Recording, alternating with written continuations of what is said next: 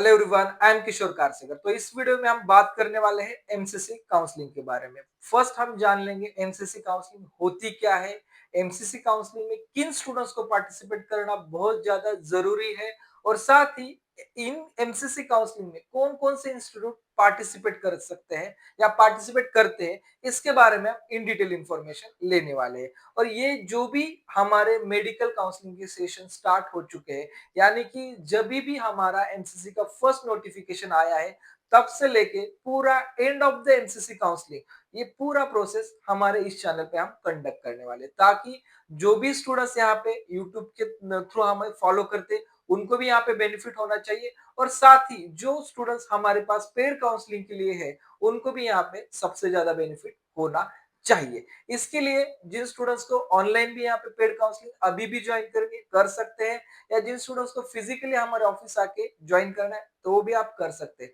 हमारे ऑफिस पूना और मुंबई और लातूर या 3 जगह पे यहाँ पे हमारे ऑफिस अवेलेबल है। वहां पे आप आके यहाँ पे आपका पेड रजिस्ट्रेशन भी करवा सकते हैं। तो मेन जानते हैं एमसीसी। एमसीसी की यानी जो भी हमारी सेंट्रल काउंसलिंग होती है, उस काउंसलिंग को हम 50% काउंसलिंग भी कह सकते हैं। यानी कि एमसीसी काउंसलिंग में देखा जाए तो जितने भी हमारे इंडिया में एम्स कॉलेज है, जिपमार है, एएफएमसी है और अदर देन जो भी हमारे महाराष्ट्र, यानी कि पूरे महाराष्ट्र ही कह रहा हूं मैं, जो भी थ्रू आउट इंडिया के गवर्नमेंट कॉलेजेस है, सभी गवर्नमेंट कॉलेज की एमबीबीएस की 15% सीट यहाँ से फिल की जाती है, ताकि ये काउंसलिंग का और भी एक आपको बेनिफिट मिलता है।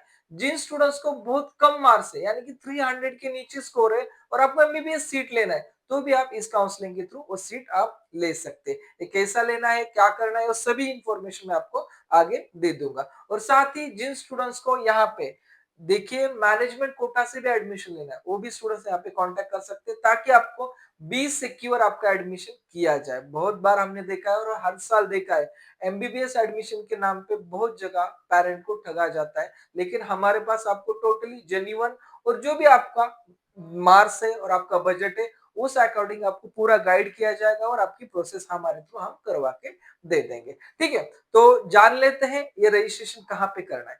तो जिन स्टूडेंट्स को एमसीसी काउंसलिंग ज्वाइन करनी है, तो फर्स्ट ऑफ ऑल आपको mcc.nic.in इस वेबसाइट पे आना है। आके आपको जो भी अपना यूजी वाला सेक्शन है, यूजी और पीजी, यानी कि एमसीसी के ऊपर यहाँ पे दो काउंसलिंग यहाँ पे चालू रहती है, एक यूजी वाली काउंसलिंग और दूसरा पीजी वाली काउंसलिंग। तो आपको यूजी काउंसलिंग में आना है। यूजी काउंसलिंग में आके आपको जो भी न्यू रजिस्ट्रेशन जो ऑप्शन है, यहाँ पे आपको आके वो ऑप्शन को क्लिक करना है। क्लिक करने के बाद अभी सभी स्टूडेंट्स यही प्रोसेस कर रहे हैं, इसकी वजह से थोड़ा सा साइट स्लो है। तो इस प्रोसेस में आने के बाद आपको न्यू कैंडिडेट रजिस्ट्रेशन पे क्लिक करना है। न्यू रजिस्ट्रेशन पे क्लिक करोगे तब आपको एक फॉर्म ओपन हो जाएगा। इस फॉर्म में फर्स्ट स्टेप में अगर आप देखते हैं तो पूरे डिक्लेरेशंस आपको यहाँ पे एमसीसी के दिखाई देते हैं, कि आपको इस प्रोसेस में कौन सी यहाँ पे इंपॉर्टेंट पार्ट्स अच्छी तरह से फील करना है, क्या नोटिस करना है, क्या आपको फील नहीं करना, ये आपको पूरा इंस्ट्रक्शन दे दिया है। उसी के साथ आपको जो भी एमसीसी काउंसलिंग की फी स्ट्रक्चर्स है उसके बारे में भी आपको इन डिटेल इंफॉर्मेशन यहाँ पे एमसीसी ने दे दी है, ताकि आपको जो आप प्रोसेस कर रहे हैं इस प्रोसेस में आगे चल के कोई दिक्कत आनी नहीं चाहिए। तो यहाँ पे आप देख सकते हैं खुद भी, जो भी एमसीसी में जो students central university, AIIMS college, JIPMER college, ESI quota, AFMC और नर्सिंग के लिए अप्लाई करना चाहते हैं, तो उन स्टूडेंट्स को ये जो फीस है वो फीस 1500 और 5000 इतनी फीस है। और ये जो भी फीस है ये टोटल फीस नॉन रिफंडेबल आपकी रहने वाली है। इस फीस में एक भी रुपए आपका रिटर्न नहीं आएगा, ये गवर्नमेंट का प्रोसेसिंग चार्ज आपका रहने वाला है। और इसमें जनरल ईडब्ल्यूएस के लिए 1000 फीस है ओनली फॉर गवर्नमेंट के लिए, और एससी के लिए 500 अपना फीस रहने वाला है। और दूसरी बात, जो students only for deemed university, यानी कि मैनेजमेंट कोटा रहा या डीम्ड यूनिवर्सिटी जाना चाहते हैं, तो उनके लिए 5000 ये फीस आपका पेड करना पड़ेगा। ठीक है, उसके बाद ये फीस के साथ ही आपको एमसीसी काउंसलिंग में देखा जाए तो सिक्योरिटी डिपॉजिट भी जमा करना पड़ता है। ये जो भी जमा करना है आपको ओनली फॉर गवर्नमेंट कॉलेजेस के लिए 10,000 रहेगा, कैटेगरी स्टूडेंट्स है तो 5,000 रहेगा, और जो स्टूडेंट्स डीम्ड यूनिवर्सिटी में पार्टिसिपेट करने वाले हैं उन स्टूडेंट्स को यहाँ पे 2 lakh rupees refund sorry security deposit आपको यहाँ पे जमा करना पड़ेगा। जो भी आपका ये डिपॉजिट रहता है ये गवर्नमेंट के पास सेफ रहता है। कब तक? जब तक आपकी पूरी काउंसलिंग खत्म नहीं होती तब तक। और ये जो भी आपको अमाउंट, आप जो भी सिक्योरिटी डिपॉजिट यहाँ पे आप पेड कर रहे हैं, ये आपको एडमिशन की कब वापस आ जाएगी? जब आपका पूरा एमसीसी काउंसलिंग खत्म हो जाएगा, तब आपको ये प्रोसेस की जो भी फीस आप भर रहे हैं वो आप यहाँ पे वापस आ जाएगी। साथ ही आपको इस प्रोसेस में डॉक्यूमेंट्स क्या अपलोड करना है? जो भी आप बैंक के थ्रू, अकाउंट के थ्रू यहाँ पे अमाउंट ट्रांसफर कर रहे हैं, और ट्रांसफर करने के बाद आपको जिस अकाउंट पे वो सिक्योरिटी डिपॉजिट रिटर्न चाहिए, उसी अकाउंट का यहाँ पे आपको चेक या बैंक पासबुक का फ्रंट पेज देना है। ये भी आपको यहाँ पे क्लियर किया है। बाद में जो आपने नीट एप्लीकेशन फॉर्म भरते समय जो डेटा फिलअप किया है, वो डेटा आपको केयरफुली यहाँ पे देखना है, और देख के आपके हर एक जगह पे जो भी डिक्लेरेशंस दिए वो आपको सबमिट करने वाला है। ठीक है, और लास्ट में आई एग्री करके आगे आपको प्रोसेस करना पड़ेगा। ये एकदम सिंपल एक प्रोसेस है, इसमें कोई ज्यादा प्रॉब्लम नहीं, कुछ दिक्कत नहीं है। जस्ट आपको ऑल बॉक्सेस क्लिक करने और आगे चलना है। नेक्स्ट स्टेप में भी सेम है। यहाँ पे आप देख सकते हैं कि जो भी यहाँ पे इंस्ट्रक्शन दिए गए एमसीसी ने, ये आपको इसलिए दिए गए हैं कि आप जो फॉर्म भर रहे हैं, आप जो डेटा इंसर्ट कर रहे हैं, आपकी यहाँ पे कोई मिस्टेक नहीं होना चाहिए। इसके लिए आपको कौन सी मिस्टेक नहीं करनी, क्या नहीं करना, इसका आपको पूरा ठीक तरह से line by line, one by one पूरा प्रोसेस देख के आपको यहाँ पे इस ऑप्शन को आपको टिक मार्क करना है।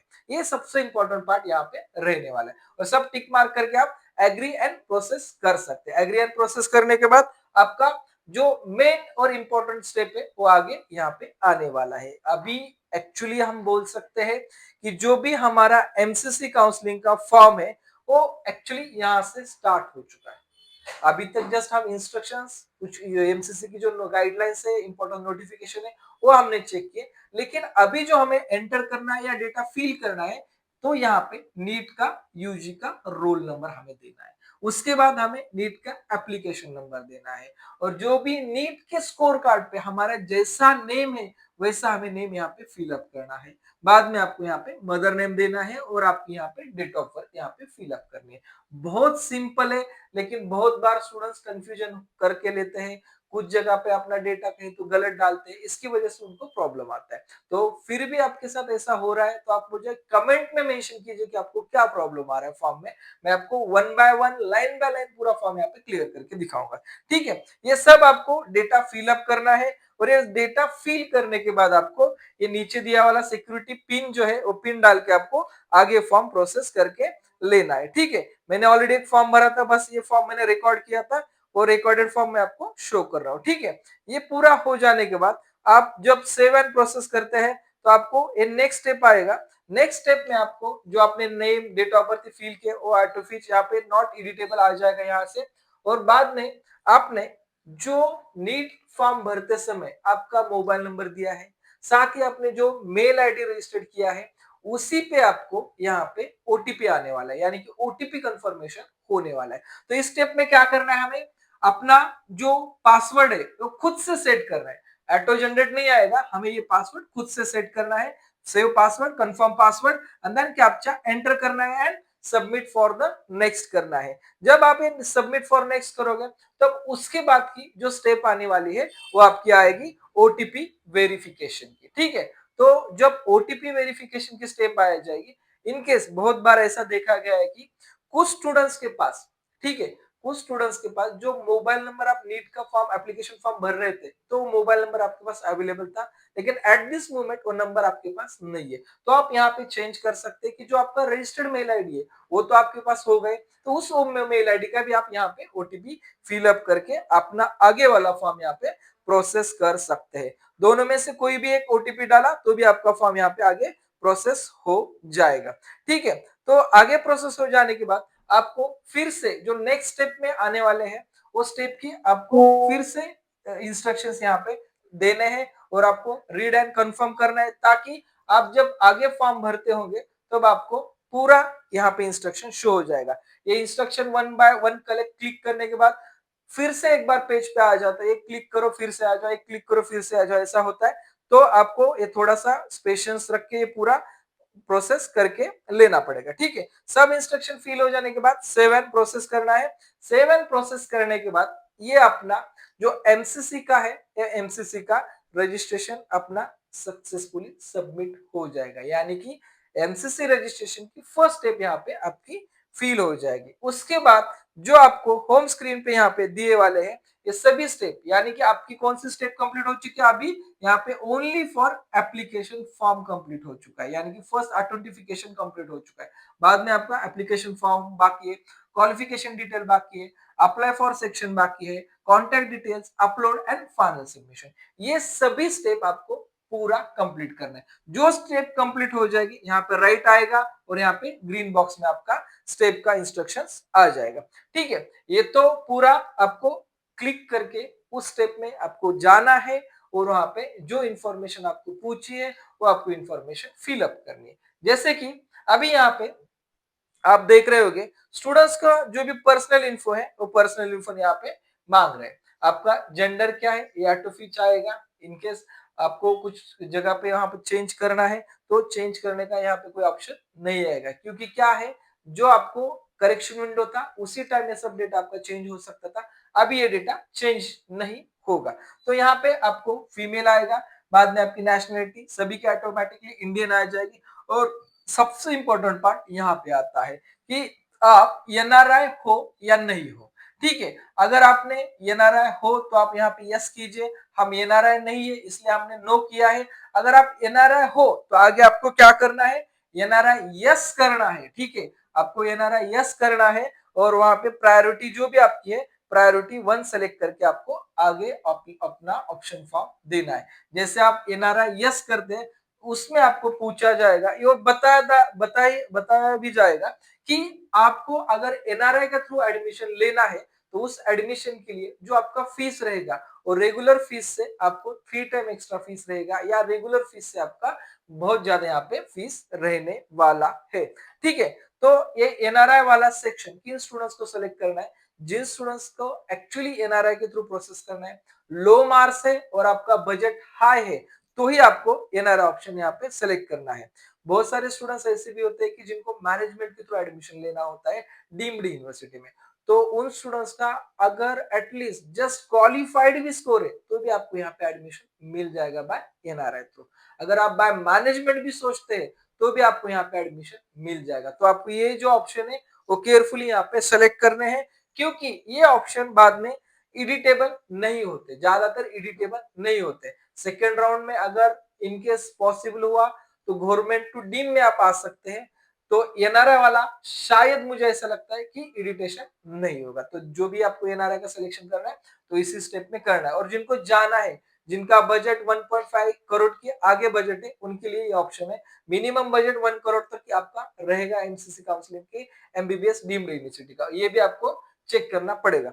बाद में जो भी नेक्स्ट डिटेल्स है बहुत इजीली डिटेल्स है, आपका रिलीजन पूछा जाएगा, आपका जो भी कैटेगरी पूछा जाएगा, बाद में आप हैंडीकैप हो या नहीं हो ये इंफॉर्मेशन आपसे मांगी जाएगी।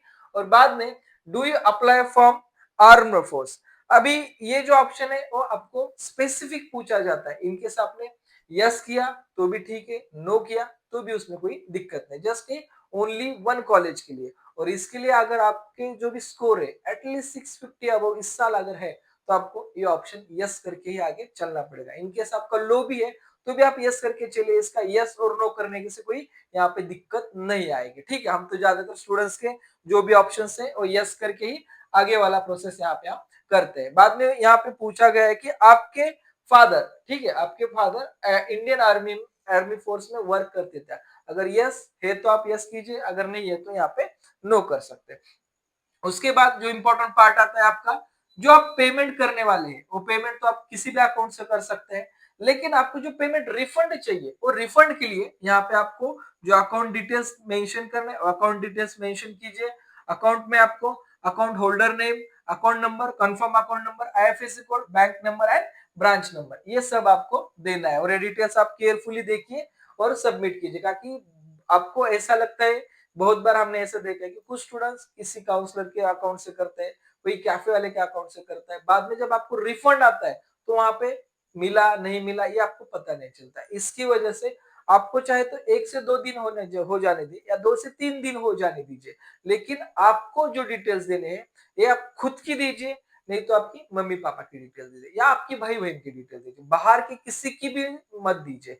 चाहे हमारे पास का भी कोई पेड काउंसलिंग का स्टूडेंट है, उसको भी हम रिक्वेस्ट करते हैं कि जितना हो सके उतना आप खुद की डिटेल्स यहाँ पे दे दीजिए, दूसरी की डिटेल्स गलती से भी यहाँ पे मत दीजिए, क्योंकि कुछ साल पहले बहुत सारे स्टूडेंट्स का जो रिफंड आया था, और रिफंड तो कैफे वाले भैया के पास आ गया, लेकिन स्टूडेंट्स के अकाउंट में आया ही नहीं, और वो भैया बोल रहे बाद में मेरा रिफंड मेरे अकाउंट में नहीं आया, मैं कैसे आपको दे दूं। तो ऐसी गलती आपसे नहीं होनी चाहिए। तो जितना हो उतना आप खुद के अकाउंट से यहाँ पे दे दीजिए, जैसे कि मैंने डिटेल्स भर के आगे वाला प्रोसेस यहाँ पे किया है।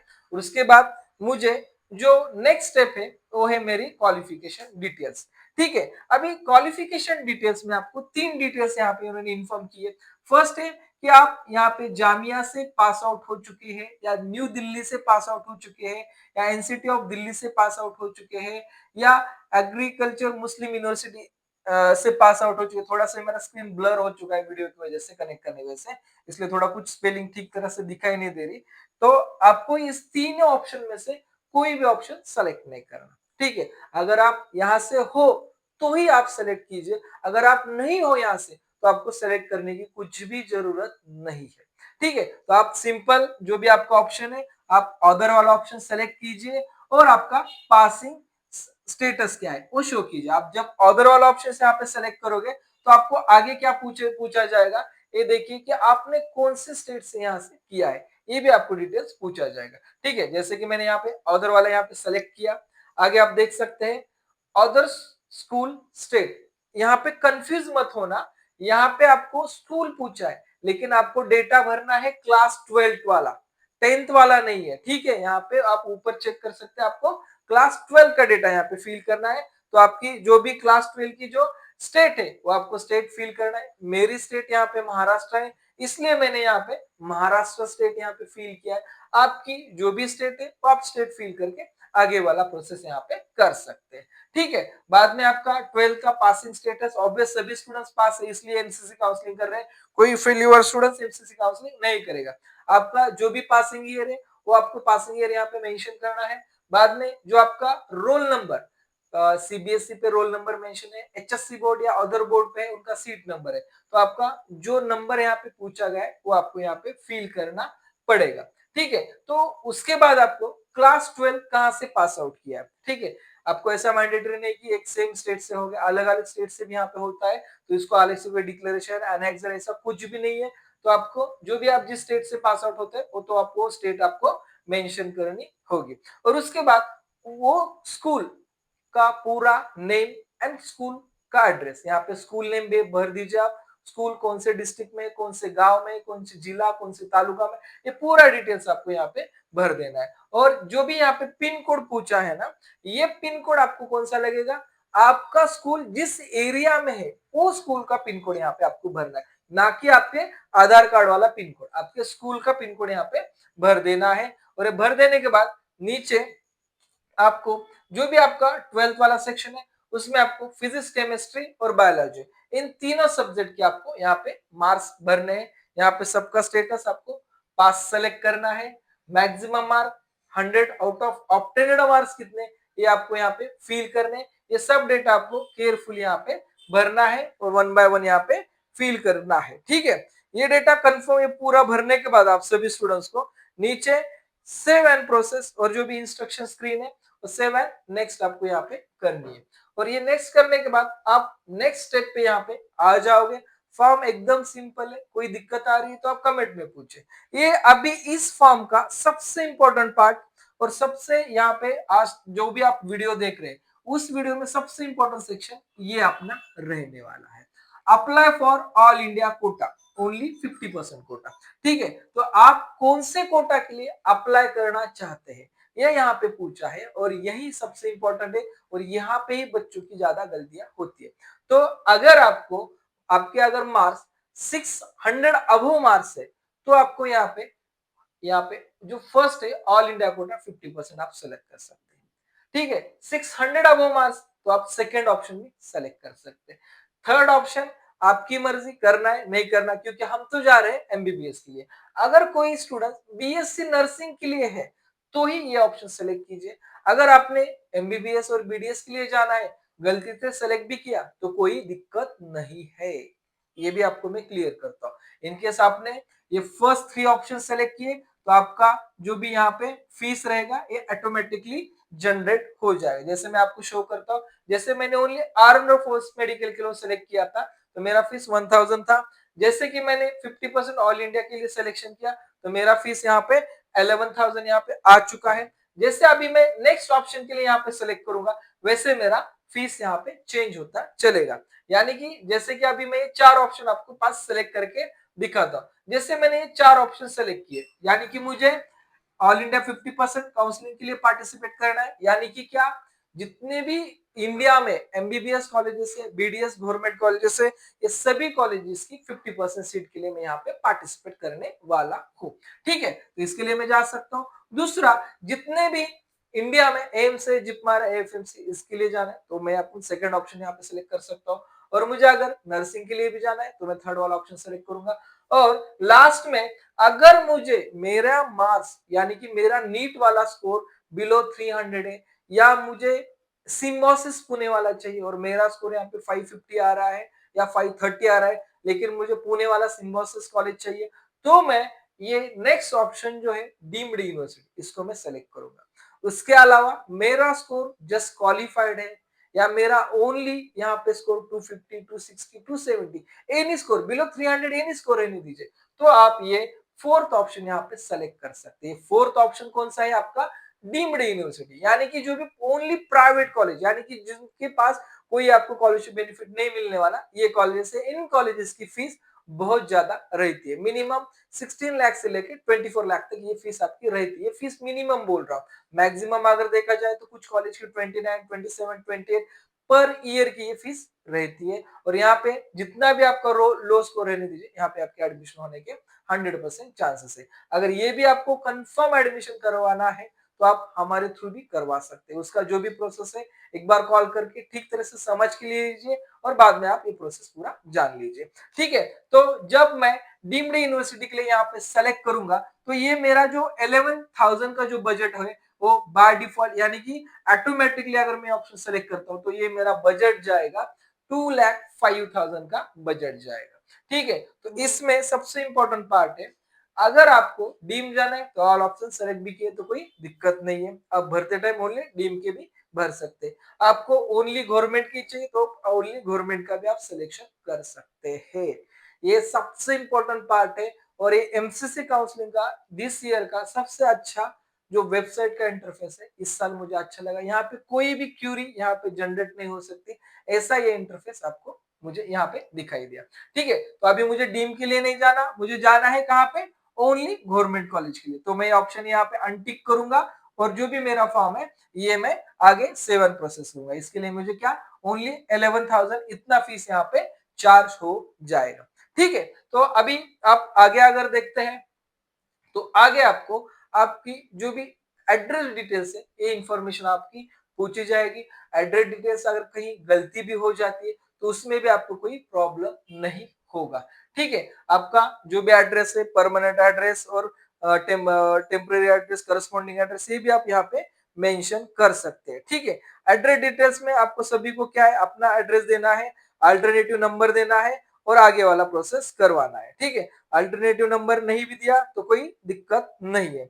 दूसरा इंपॉर्टेंट पार्ट आएगा कि आपने अगर 2,05,000 या 11,000 अपनी फीस अगर पेड की है और आपको आगे वाला प्रोसेस जो है वो है, जो अकाउंट से फीस पेड की वो अलग है, लेकिन मुझे फीस जो रिटर्न चाहिए वो मेरे मम्मी पापा के अकाउंट पे चाहिए, तो आप आपका खुद का चेक बुक की पेज या आपका जो बैंक पासबुक का फ्रंट पेज है वो आप यहाँ पे क्लियर फॉर्मेट में उनको आपको देना चाहिए। ठीक है, तो ठीक तरह से आप देखकर ये अपलोड स्टेप कीजिए ताकि आपको रिफंड टाइम कोई दिक्कत नहीं होनी चाहिए। ठीक है, जैसे मैंने भी एक यहाँ पे अपलोड करके फॉर्म मेरा आगे मैंने प्रोसेस कर दिया है। ठीक है, अपलोड आपको ठीक तरह से करने के बाद upload and final, final and next यहाँ पे स्टेप करनी है। ये स्टेप हो जाने के बाद आपका लगभग पूरा फॉर्म यहाँ पे कंप्लीट हो चुका है। और ये कंप्लीट फॉर्म आपको यहाँ पे एप्लीकेशन फॉर्म के थ्रू यहाँ पे दिखाई देगा। आपको यहाँ पे जो भी अभी तक आपने डिटेल्स पूरी फिल किए, ये 1 बाय 1 लाइन बाय लाइन पूरा यहाँ पे चेक करना है। इनके कुछ डिटेल्स में आपको कुछ करेक्शन है या कुछ चेंजेस करने हैं, तो आप यहाँ पे प्रीव्यू में जाइए, पहले वहां से चेक कीजिए। अगर इनके कुछ करेक्शन है तो आपको एडिट ऑप्शन आ जाएगा और वहां पे आपको एडिट करना पड़ेगा।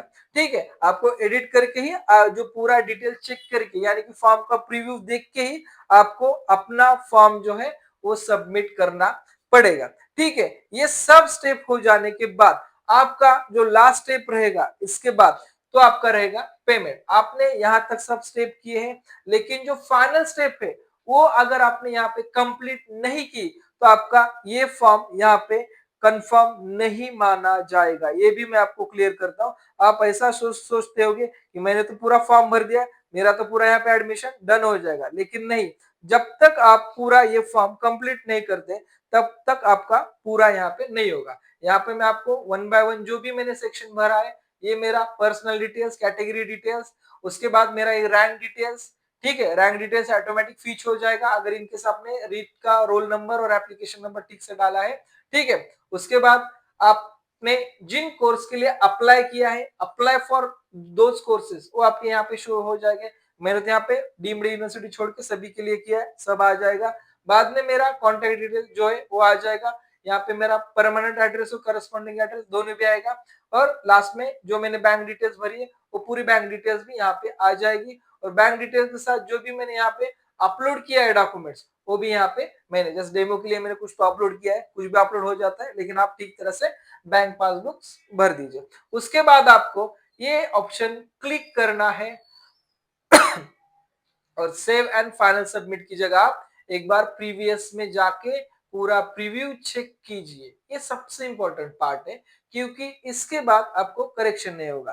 ठीक है, मेरा फॉर्म बहुत टाइम से ओपन था, इसलिए डायरेक्टली यहाँ पे एक्सपायर्ड सेशन आ गया है, कोई दिक्कत नहीं है, लेकिन मैंने आपको लास्ट स्टेप तक पूरा फॉर्म इन डिटेल इंफॉर्मेशन दे दिया है। जैसे अभी एमसीसी वाला मैंने ये इंफॉर्मेशन दे दिया, वैसे ही मैं आपको जो भी स्टेट काउंसलिंग है उस स्टेट काउंसलिंग का भी लाइव एप्लीकेशन फॉर्म यहाँ पे भर के दिखाऊंगा, ताकि आपको पूरा यहाँ पे प्रोसेस ठीक तरह से समझ में आए और आप पूरा प्रोसेस आप खुद घर से भी यहाँ पे कर सकते हैं। और जिनको पॉसिबल ही नहीं है वो डायरेक्टली हमें कांटेक्ट कीजिए और हम यहाँ से आपको फॉर्म भी फिलअप करके दे देंगे। ठीक है, तो इस प्रोसेस में रजिस्ट्रेशन के किसी स्टूडेंट्स को कोई प्रॉब्लम है तो कमेंट्स में पूछिए। जो स्टूडेंट्स हमारे पास पेड काउंसलिंग के लिए ज्वाइन है वो डायरेक्टली हमारे जो भी ऑफिस है वहां पे आप कांटेक्ट कर सकते हैं। पुणे में 2 ऑफिसेस है, लातूर में 1 ऑफिस अवेलेबल है, आप फिजिकली विजिट करके भी वहां पे आप इंक्वायरी कर सकते हैं।